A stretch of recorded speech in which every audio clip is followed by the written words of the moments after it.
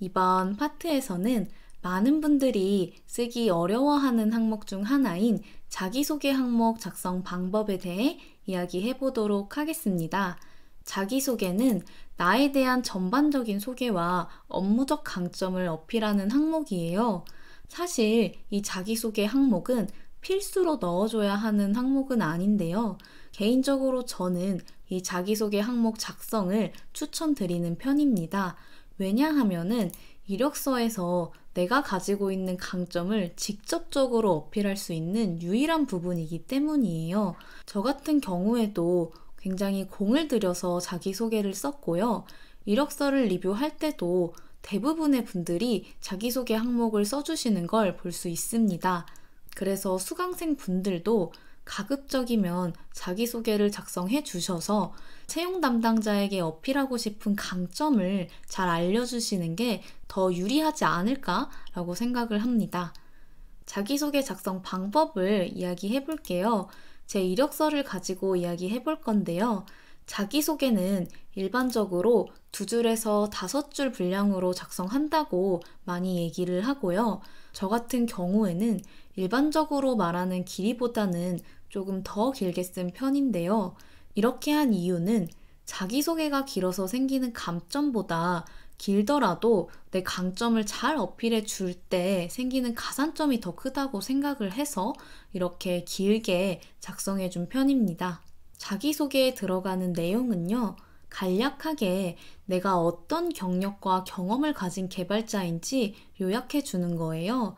그래서 저도 이런 식으로 내가 몇 년차 개발자고 주로 어떤 일을 담당했는지를 요약해 주었습니다.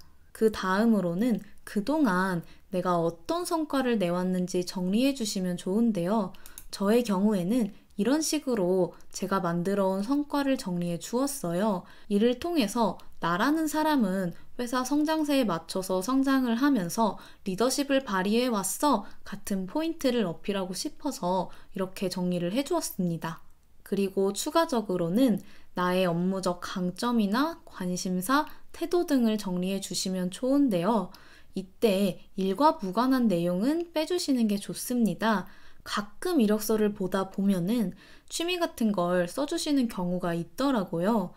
그런데 그런 일과 무관한 관심사들은 지원하는 회사의 도메인과 관련이 있는 게 아닌 다음에는 채용 담당자 입장에서 하나도 궁금하지 않고 또 알았을 때 가산점이 될 만한 것도 아니기 때문에 굳이 넣어주실 필요가 없습니다. 그래서 저는 이런 식으로 채용 담당자가 봤을 때 매력적이다 라고 생각할 수 있을 법한 업무적 관심사나 태도에 대해서 정리를 해주었습니다. 그런 다음에 작성해 주신 내용에 근거가 되는 내용을 정리해 주셔서 이 자기소개의 설득력을 높여주시면 좋습니다. 그 근거들은 관련 경험이나 노력으로 설명을 해줄 수 있는데요. 제 이력서를 보면은 비즈니스 성장에 기여하는 일을 최우선으로 합니다. 라고 해주고 이를 위해 뭐뭐뭐뭐 노력해 왔습니다. 라던가 아래 자동화하는 걸 좋아합니다. 그렇기 때문에 이랬던 경험이 있습니다. 같은 식으로 근거를 보충을 해주었습니다. 채용 담당자가 봤을 때 이 지원자는 이런 것들을 잘 챙겨줄 사람이구나 같은 거를 느낄 수 있게 이런 식으로 작성을 해보았습니다. 자기소개를 쓰실 때 몇 가지 팁은요. 첫 번째로는 핵심 내용이 더 눈에 잘 띄도록 2갈식으로 작성해 주시는 거예요. 그래서 제 이력서를 보시면 이런 식으로 주요 내용이 각 문단이나 문장의 맨 앞으로 위치되어 있는데요. 사소하기는 하지만 저희가 글을 읽을 때 앞에서부터 읽기 때문에 내가 말하고자 하는 핵심 내용을 앞에 배치해 주시는 게 훨씬 더 그 내용이 더 잘 눈에 들어오게 됩니다. 두 번째로는 에둘러 표현하는 게 아니라 직접적으로 표현하고 어필하는 건데요. 저희가 자기 어필하는 게 어색하기도 하고 또 살짝은 잘난 척하는 것처럼 느껴질까봐 걱정돼서 살짝 돌려서 표현하는 경우가 있어요. 그런데 앞에서 얘기했던 것처럼 채용 담당자는 이력서를 빠르게 훑어보기 때문에 그렇게 돌려서 표현됐을 때 놓치게 되는 경우가 있습니다. 또 돌려서 얘기를 하면은 무슨 말을 하고 싶은 건지를 한 번 더 생각하게 만들기 때문에 그러기보다는 직접적으로 표현하셔서 바로 눈에 꽂히고 바로 이해가 될 수 있게 써주시는 게 훨씬 더 그 내용이 쉽게 어필되게 됩니다. 그 다음으로는 이력서는 하나의 문서이기 때문에 이 문서 전체에서 말하고자 하는 결이 비슷하면 이 사람이 어필하고 싶은 게 훨씬 잘 와닿아요. 그래서 수강생분들이 이력서를 쓰실 때에도 자기소개는 자기소개대로 쓰고 경험은 경험대로 쓰고 이렇게 따로 생각을 하는 게 아니라 자기소개에서 어필했던 내 강점 같은 것들이 아래 경험 항목에서 근거로 보충될 수 있으면 훨씬 더 이 사람이 어필하고자 하는 것을 쉽게 느낄 수 있고 더 설득력 있게 느껴집니다. 그렇기 때문에 내가 이 자기소개에서 자동화하는 일을 좋아한다 라고 말을 해주었다면 아래 경험 항목에서 내가 자동화와 관련해서 했던 일들을 정리해 주는 식으로 그렇게 작성해 주시는 걸 추천드립니다. 그리고 이 자기소개를 써주실 때도요, 가급적이면 숫자로 표현해 주시는 게 더 좋습니다. 제 이력서에도 회사가 성장했다 라고만 표현해 주는 게 아니라 50억 투자를 유치하고 40명 규모의 팀으로 성장할 때까지 라고 표현을 해줬어요.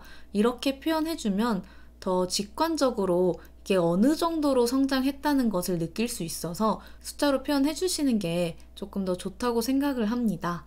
마지막으로는 이 자기소개가 잘 안 써지신다면 일단 스킵하시고 이력서 나머지 내용을 다 써주신 후에 그 내용에서 반복되는 키워드 같은 걸 뽑아서 그 후에 자기소개 쓰는 것을 추천드립니다. 저 같은 경우에도 자기소개 쓰는 게 굉장히 어려웠는데요. 쓰기 어려웠던 이유는 내가 무슨 강점을 가지고 있지? 내가 어필할 만한 게 뭐가 있지? 이런 걸 생각하는 게 힘들더라고요. 그래서 처음에는 이 자기소개에 들어갈 내용을 찾는 게 정말 어려워서 어차피 필수도 아니니까 그냥 쓰지 말까 하고 넘겼다가 이력서의 나머지 내용을 다 채우고 보니까 나는 몰랐는데 내가 이런 류의 경험을 반복적으로 해왔구나 같은 걸 캐치하게 되더라고요. 그래서 수강생 분들도 일단 스킵하시고 작성해 주신 내용을 보면서 자기소개로 뽑을 만한 내용을 찾아보시는 게 더 좋지 않을까 생각을 합니다. 그리고 또 너무 안 써지신다면 그 작성해 주신 내용을 가지고 주변 친구나 동료들에게 보여주면서 이걸 봤을 때 내가 어떤 강점을 좀 뽑아볼 수 있을까 같이 물어봐 주시는 것도 좋은 방법일 것 같아요. 여기까지 자기소개 항목 작성 방법과 몇 가지 팁을 설명드렸고요.